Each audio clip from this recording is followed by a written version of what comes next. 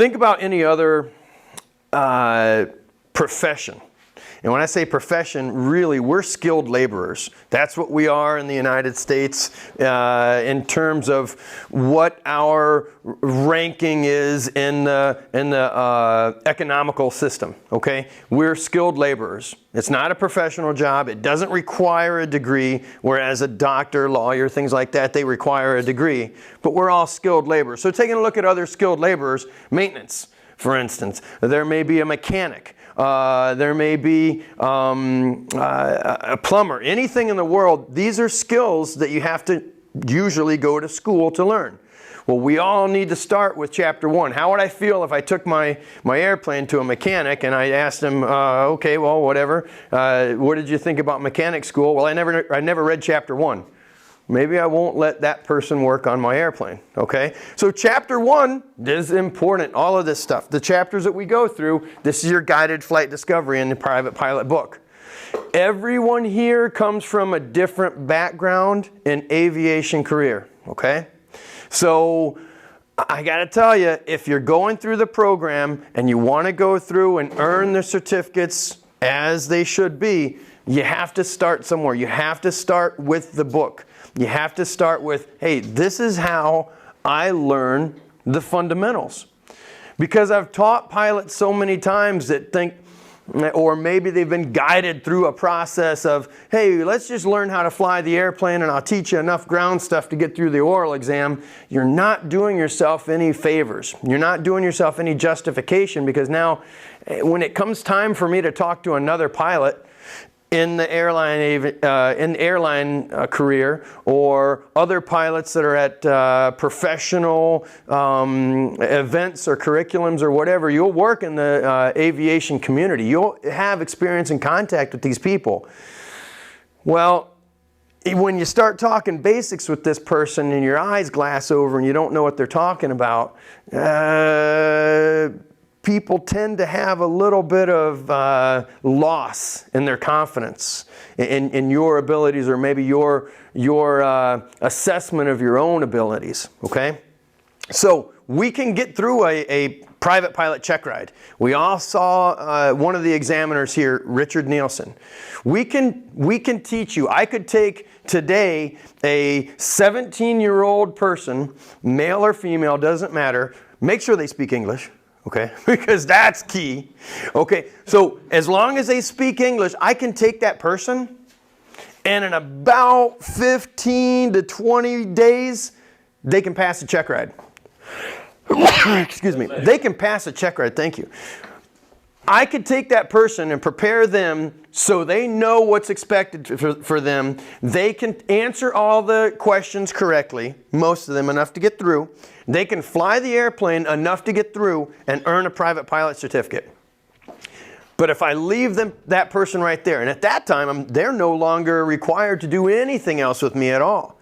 If that person remains right there, they will never develop all the rest of everything that they need in order to fly successfully, even as a private pilot. Now, we've heard pilots say, and pilots and people with skilled laborers talk all the time of, yeah, once I get my certificate, once I earn that certificate, that's kind of a license to learn.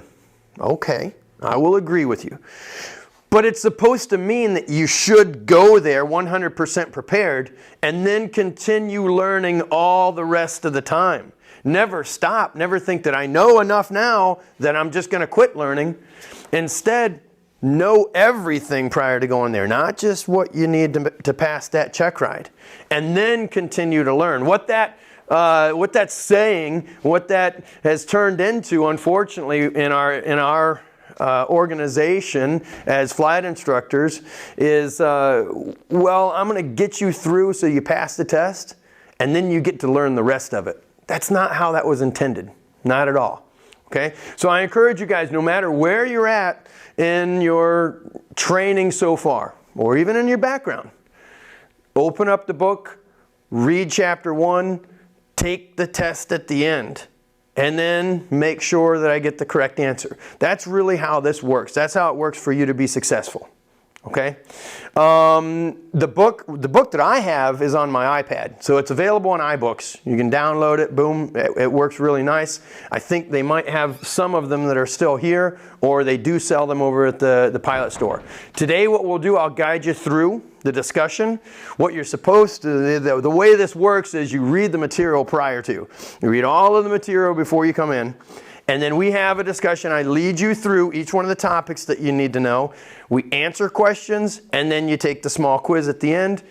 We take a stage exam as we go through stage 1 and we finish that. You have a stage exam. You take a stage 2 exam. You take a stage 3 exam. Because I can't effectively teach you unless I know for sure that you've created these answers on your own, and then we check the answers and correct those to 100%. Does that make sense?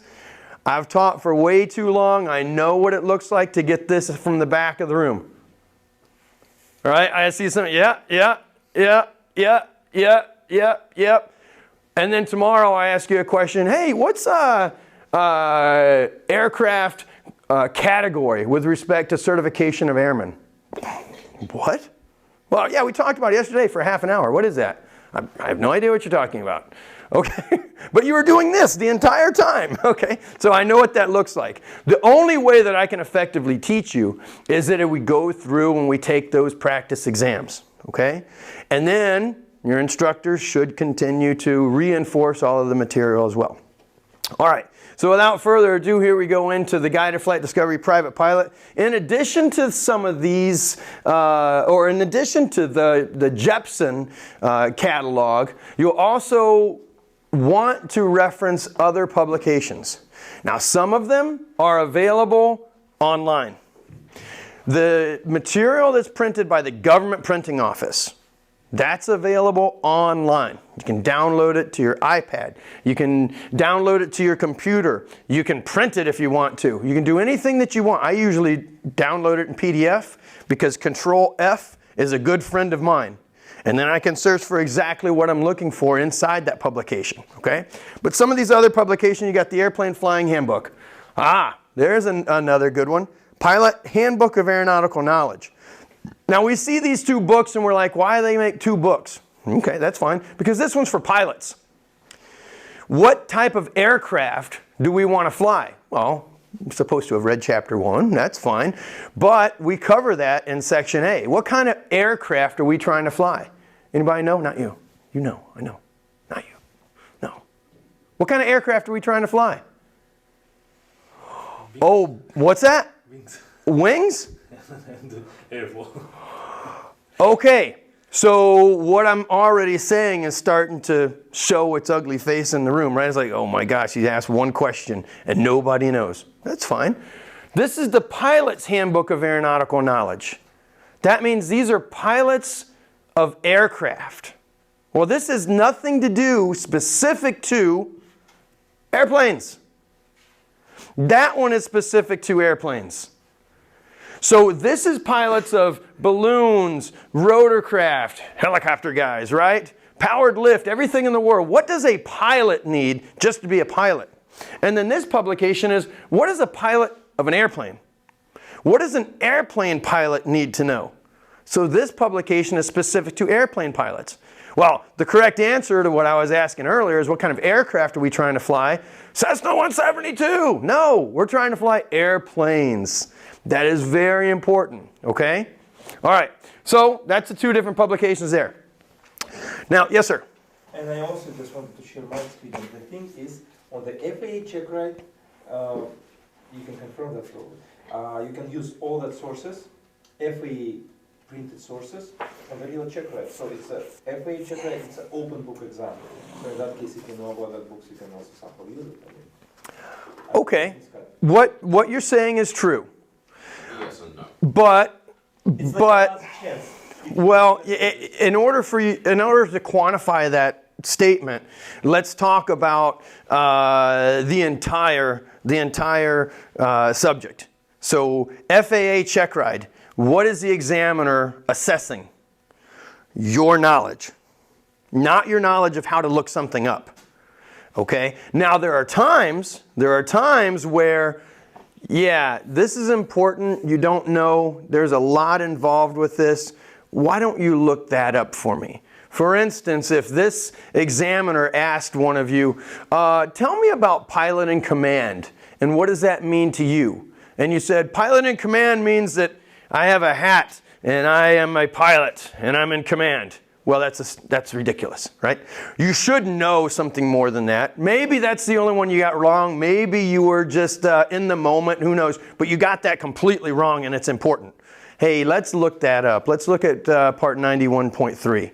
Let's read this. The pilot in command, the authority to, and all the important details. So yes, you will have the opportunity to look at some of that stuff, but don't go into the exam thinking that I'm going to look everything up, because you will not. You will be a pink slip in your hand and a sad face and a lot of money that you've already spent for nothing.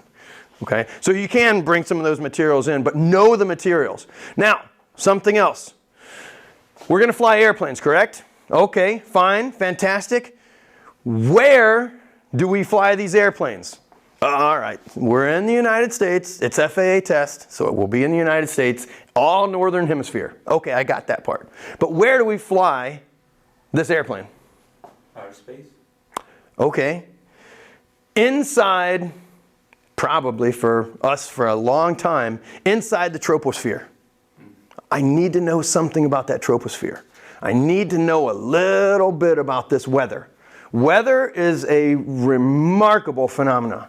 It's fantastic. I've studied it for a long time. Well, for me to study it, for me to teach you anything about it, I must know where to get the information. I don't know a whole lot naturally. I wasn't born, none of us are born knowing everything. But these people, these scientists and everybody else throughout the many, many decades, albeit centuries, have been studying weather. The FAA has collected it all in this advisory circular. And this advisory circular, 006-B, it was updated in 2016. The previous update was 1974. So 006A was 1974. It hasn't changed much. But this is a very valuable advisory circular. So think about this. Already we've said we want to take a look at the Jeppesen Guided Flight Discovery, that textbook. We already know that we want to take a look at the Pilot Handbook of Aeronautical Knowledge, some of these handbooks. We'll also know that these advisory circulars are out there and provide very, very valuable information for you. Okay? There's another one. Now there's something wrong with this one, and I'm going to go to the next slide and show you. But this is Advisory Circular 00, something to do with general subjects, 45 hotel. If you look at the subject says this is aviation weather services. Well, the previous one was just aviation weather. But aviation weather services. There are services that are available to you. Now it's by a government contractor, Lockheed Martin, and they provide this information to you. They prepare a weather report, and they provide all the information to you. They do it in such a manner that it's coded, okay?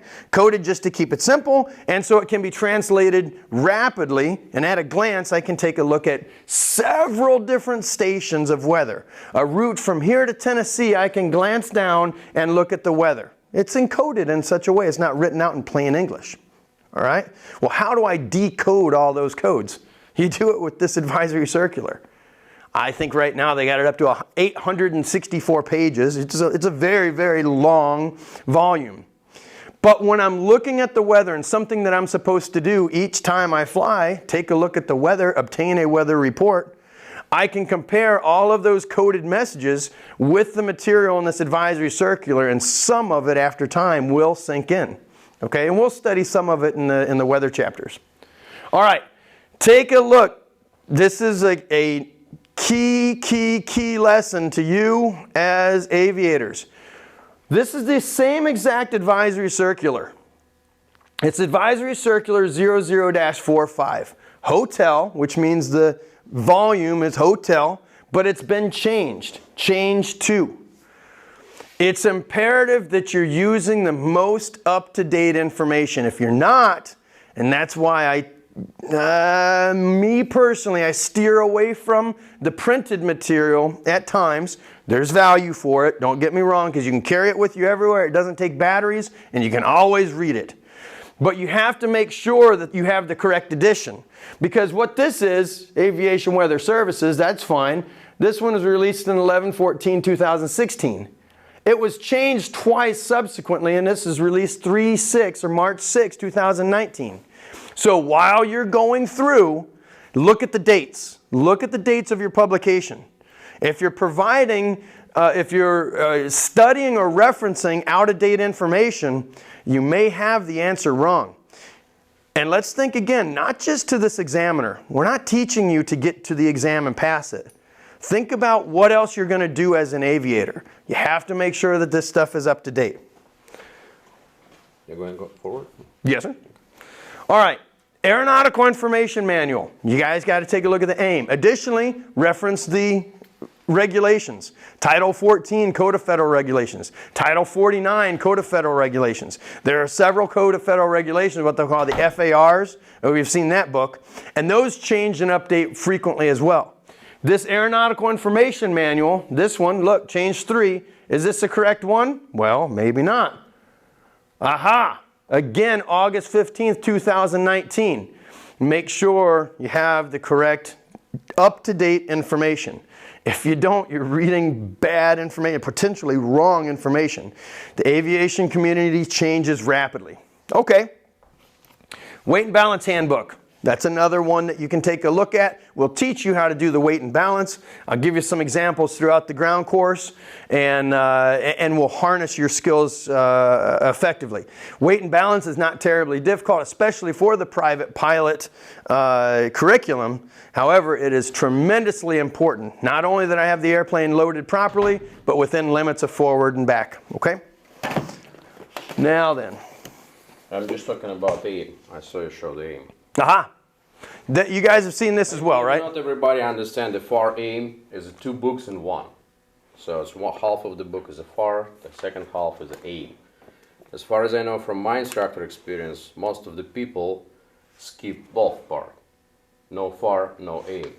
But when you're close to check ride, you must to go for the part 91 at least in the FAR. And except of part 91, most of the private pilots never open AIM. This is from my experience. So I highly encourage you and advise you don't skip the AIM, because some part of important information is in the second part of this book. Incredible high volume of information. Incredible. So you probably will start from overview and just list the page and say, okay, what is the part section 1? This is about ILS approaches, navigation system. Okay, it's for next stage. Let's go forward. What is the chapter 2 about? Oh, it's a airport lighting system. It's airport science, which is exactly what you need to know before your written test and before your check ride and before your solo flight, of course. Okay, this is for me. What is the chapter 3? This is airspaces. Do you need to know the airspaces? Yes. So this is AIM. Don't skip this book. Sorry. No, we're good. So you guys can see we're getting ready to go into part 1, but you can see so far just the reference material that we have. Look at all the books that are sitting over here. The books that you have, a textbook and a couple of books in front of you. Who's planning to finish their private pilot program within the next, say, 2 months? Anybody planning to finish in the next 2 months? Probably 2 months? Maybe, I think reasonable, right? You think 2 months? No, maybe. Maybe 6 months. 6 months, okay. In 6 months, are you going to read all these books? How about in 2 months? You're going to read every single one. Let's say you start today and you begin reading word for word all of this. Can you finish it in 2 months? Sure. Are you going to remember any of it? Maybe some. There's a better technique, and the better technique is go through the guided flight discovery, right? The book, the textbook that will bring you to each one of these references, all right? And then take the quizzes to reinforce that you know. Now, something else, and I challenge all the flight instructors too. If you get to a point where you're flying an airplane, where you're having a discussion about aviation, and you just don't know, you feel that question mark hanging over your head, you're like, am I supposed to do this? What is that? reference the materials. If you don't know where to reference the material, write that down the next time that you're with your instructor. Have them show you. They know exactly where to find it, okay? They'll be able to tell you exactly. And you can read it word for word. Some of these subjects will get a little screwy with interpretation, but most of it, 99% of this stuff, is in black and white. This is exactly how you're supposed to do it. Now I know. You're more likely to remember something that you've referenced than you will something that you just breezed by when you're reading, okay? Did anybody, when you were in elementary school, did anybody have a teacher that if you didn't know how to spell a word, would they tell you how to spell it, or would they tell you to go to the dictionary and look it up? That's what they used to do to us. Well, my country now is changing rapidly, and it's just sad for me. But when I was in school, back in my day, not only did they beat us with sticks, I'm only kidding, but no, they really did. But if I didn't know how to spell a word, or if somebody in the class didn't know how to spell a word, the teacher wouldn't write the word up there on the board and say, that's how you spell it. They would tell you, go to the corner and get the dictionary, right? And look that word up in the dictionary. Because now I would remember. I encourage you to do the exact same thing. If you don't know something, or you have a question, or if there's a debate where you think, I think it should be this way, they're telling me this, go to the books, right? Have your instructor show it to you in the book. All right, fantastic. Fundamentals of flight, here we go. Chapter 1, Discovering Aviation. This is 2 hours on the ground and supposed to have 1 hour of ATD. So an aviation training device such as the Redbird that we'd have, and we incorporate that into your flying program. Discovering Aviation, ta-da, aircraft. Oh man, aircraft category. The term category is used with respect to the certification of aircraft, means the grouping of aircraft based on their intended use or operating limitations. For example, normal, utility, acrobatic, or primary. Those are examples, there are others. It's not an all-inclusive list. For purposes of this order, and there's an order that defines how aircraft are certified, for purposes of this order, gliders and balloon will be referred to as categories rather than classifications. Okay, aircraft classification, the term classification, as used with respect to the certification of aircraft, means a broad grouping of aircraft having similar characteristics of propulsion, flight, or landing. That is it an airplane, a rotorcraft, a glider, or a balloon? So, we're talking about aircraft, which when I hear, and you guys can join me on this if you want to, I've got this revolution where I say, I want to call aircraft for what they are. So when I hear an instructor, or I hear a student, or I hear a pilot, or anywhere else in the world talking about, well, let's go out to the aircraft. I'm like, which one are we going to go to a rotorcraft? Are we going to go to a glider? Are we going to go to a balloon? Are we going to go to an airplane? I say call it what it is. Let's go to the airplane. Let's discuss this airplane. And then that kind of reinforces what we're doing. All right, call it nuances, whatever. But it does make a difference. So remember, the term category with respect to certification of aircraft, we're talking whether it's a normal, a utility, acrobatic, or primary. You've already flown an airplane, right? You guys have flown airplanes. You will soon. Very soon you'll fly airplanes. What category airplanes are you flying? You're getting ready to solo an airplane. What category airplane are you going to fly? You're going to take this airplane. I'm going to put everybody on the spot, and you guys, I'm on the spot all day long. So you're going to fly an airplane, and you're going to fly it with no one else in that airplane but you, and you're going to fly it over populated areas. You're going to fly it over hundreds of thousands of people in Broward County. What category airplane are you flying? This is no surprise. What category airplane are you flying?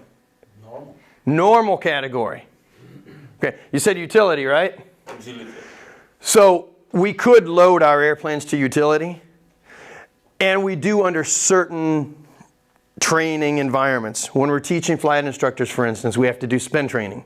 So for us to intentionally spin an airplane, it has to be loaded in the utility category. The difference for the Cessna 172 November model is just we need less fuel and the center of gravity has to be further forward, so nobody in the back seats. In other words, it's not loaded under utility category if you've got a 200-pound person sitting in the back seat. But very important, right? How many of us know that? Well, not a lot. That's fine. But it's important that we start looking at those details. Those are the details when you're looking at the material that you need to look at all of this stuff underneath of, okay? Aircraft classification. Okay, we already decided. We said, hey, we're going to fly an airplane. We're not flying rotorcraft. We're not flying gliders or balloons. All right, fine, fantastic. Here's your categories. Training airplane, limitations, and margin. You take a look. Intended use, whatever. Normal, utility, acrobatic. The big difference here is the loading by which you can apply on that airplane. So the structural limits of that airplane plus 3.8 Gs to minus 1.52. The utility category, I can go 4.4 to minus 1.76, okay? And then acrobatic plus 6 to minus 3. So there's more loading that I can apply on an airplane based on the category. All right, talking about what I can do, all sorts of other things. These are the categories. How do I know what category airplane I'm flying? Well, it's assigned in an airworthiness certificate. And then loaded, whenever I do my weight and balance, I look to verify what category we're in. Okay, everyone here wants to earn a pilot certificate, correct? Great. Your pilot certificate identifies you as an airman. I'm sure that in this day and age, we're going to talk about ourselves as air people soon. But for right now, we're all airmen, okay? Or air women, I suppose. But we are also certified. The aircraft is certified, category and class. And we have certifications based on our abilities to fly in our certifications of category and class. What category are we trying to learn how to fly? What category are we trying to be certified under? It's respect to certification, ratings, privileges, limitation of airmen, broad classification of aircraft. So this one points to the classification of aircraft. So this includes airplane, rotorcraft, glider, and lighter than air. Here's where a lot of pilots get a little screwy, because if I'm looking at classification of aircraft, that's what points to the category for my certification. I want to be an airplane pilot. Okay, good, airplane. Are there different classes of airplanes? Certainly so. As used with respect to certification, rating, privileges, and limitation of airmen, it means a classification within a category having similar operating characteristics. Single engine, multi-engine, land, water, gyroplane, helicopter, whatever, okay? So what class certification are we seeking here on this program? Single engine. Single engine. Single engine what? Land. Perfect. Single engine land. So we want to be airplane, single engine land pilots. Okay? To fly aircraft that are normal airplanes. Okay. Any questions on that? Again, we're taking a very, very simple topic, but dissect it. Make sure we understand each small detail of. Okay, so I have airplane, single engine land. Fine. Airplane, glider, rotorcraft. Here we go. Airplane, single engine land. We've got another couple of examples. This points to your certification. There's your category and class. I got my certificate. In this case, is an airport transport pilot. Could be commercial pilot, private pilot, whatever certification level you have. And then it goes your airplane, single and multi-engine land, or airplane, single engine land. There's one pointed out. Where is this in your certificate? You can see your class rating. Airplane, single and multi-engine land. If you add C, you will have also C. If you have type rating, you will have also type rating here. Type rating can be PAC or SAC. So type ratings lead into a couple of other interesting pilot and command capabilities.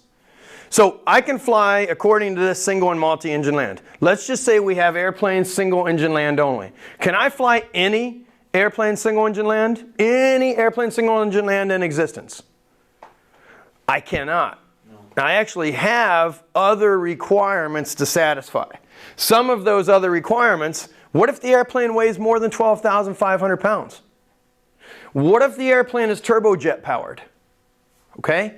If either one of these two conditions exist, I must have what's called a type rating. Now that type rating will say I can fly, act as PIC or SIC, whatever the type rating defines. I can fly this airplane or this group of airplanes. Okay? So a type rating would show I can fly a Cessna Citation. I can fly a Learjet, whatever in the world type of Learjet, okay? Because those are turbojet powered. Or if they are more than 12,500 pounds, I need, again, that type rating for that. That's not an endorsement. That's another check ride that you have to take with the designated pilot examiner or with the administrator, okay? Now, what about, I said, could we fly any single engine land airplane? Well, no, because some of them are either high performance or complex. And there's another one about tail wheels, but let's talk these two. High performance or complex. High performance meaning the airplane has more than 200 horsepower. So we have some airplanes and it has exactly 200 horsepower. I can fly that. I don't need any other certification or rating or endorsement or anything else. I can fly it no problem. If I go out to the airplane and it has anything over 200, 235, 300, 500, whatever, I cannot fly that airplane as pilot in command until I have an endorsement. Not another check ride, but I need an endorsement. So an instructor has to endorse. I must go through a training program, ground and flight training, and then satisfy the requirements that are set forth in the rules in order for that instructor to endorse me to fly now high performance airplanes. Great. Now I can fly something over 200 horsepower. The airplane could also be complex. Now, what in the world is complex? We get in, is this thing complex? A320? Well, maybe so. Who knows? I guess so. But what defines complex? What's the difference between me flying my Cessna 172 or a Piper Arrow or an Airbus 320? What makes these things complex or not complex? They got to satisfy three key elements. And those are, it has to have retractable landing gear, so the gear goes up and down. It also has to have an adjustable pitch propeller. So when you fly the 172 and you want to make a power adjustment, you just advance the throttle, correct? That's it. Well, some of these airplanes, I advance the throttle and then I also set the propeller with a lever. So an air adjustable propeller. And then it also has to have flaps. There are some airplanes that have retractable landing gear, adjustable propeller, and they don't have flaps. It's not a complex airplane. You're not going to find many of them, right? But if it has all three, it's complex, and I can't fly it until I take the ground and flight training and satisfy the requirements of the rule, and an instructor endorses my logbook to say that I can fly those kind of airplanes. Okay. Within the preceding 24 calendar months, we're talking pilot and command, and this pilot and command stuff is very important. And accomplished a flight review or pilot proficiency check in an airplane for which you are rated. So my pilot certificate never expires. It won't expire from now until ever. Okay? But I can't act as a pilot in command unless within the preceding 24 calendar months. And the FAA is real specific about calendar months and what that means. I have to accomplish a flight review. The flight review could be with the administrator. We can go to Miramar and ask them to conduct a proficiency check, and they would put me on a schedule and fly the proficiency check, okay? It may take a while. You could get a designated pilot examiner, or what most people do, they go to a flight school and get a certified flight instructor, okay? Or a certified flight instructor somewhere. So you have to have one for the airplane for which you are rated. If you're rated for airplane single engine land, has to be in one of those. You can't do it in a multi-engine land and call it training and that satisfy your proficiency check. It doesn't work that way. A flight review must be conducted by an FAA inspector, a pilot examiner, or certified flight instructor. And then it has a key point here, that calendar month. So if we're talking calendar month, I know by that word calendar that this implies the last day of that month. Otherwise, if it just said 12 months, well, is it the day that I took this thing, the day that I originally took my certificate or had my last proficiency check?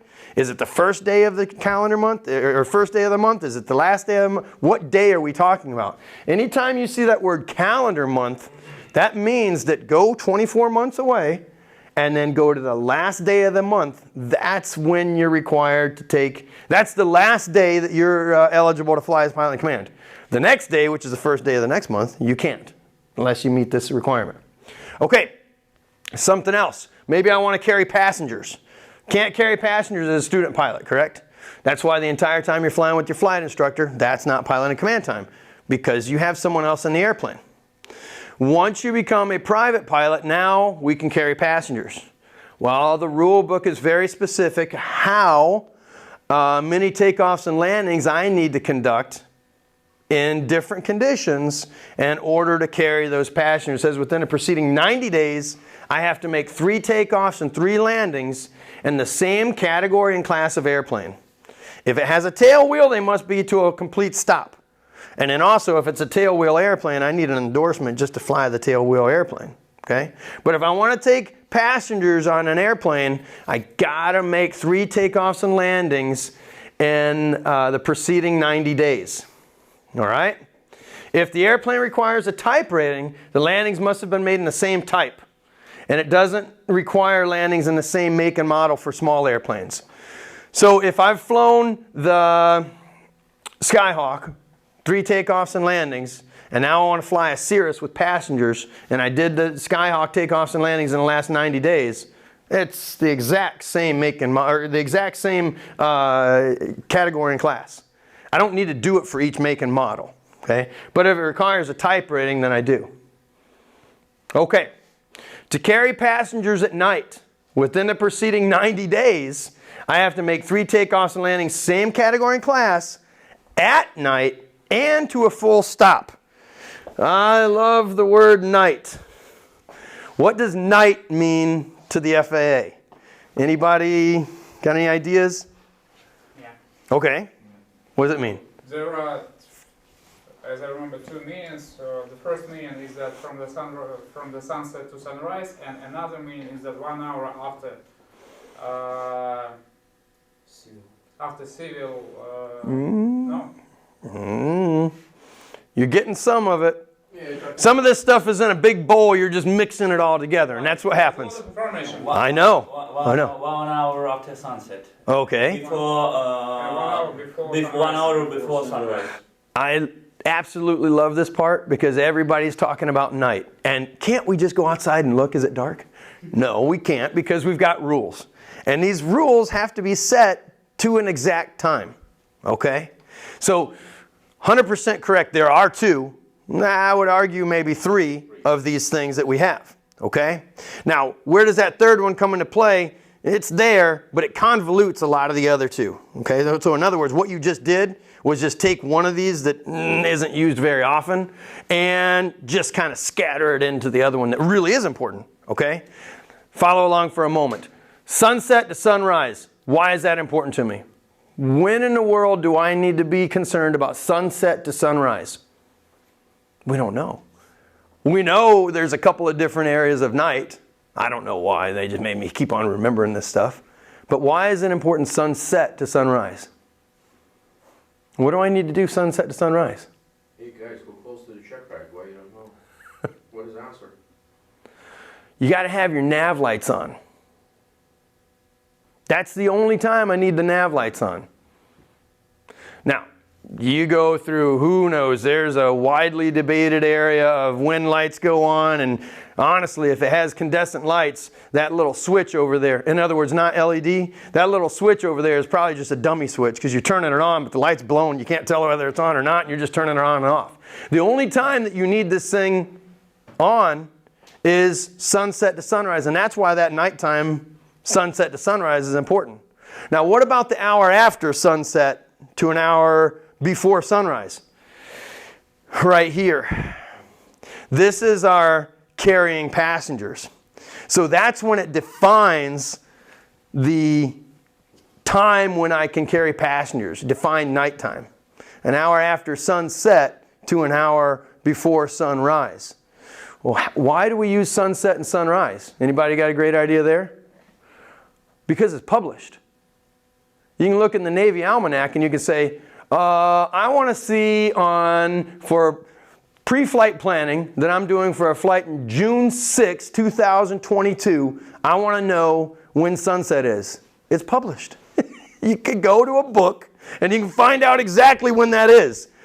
So any kind of rule, know that if there's a rule, there won't be any second guessing or anybody out there saying, well, I think it's nighttime. Well, it's not really nighttime. There's a little bit of light out here. No, there's an exact time when that occurs, okay? So that's your hour before or hour after sunset to an hour before sunrise.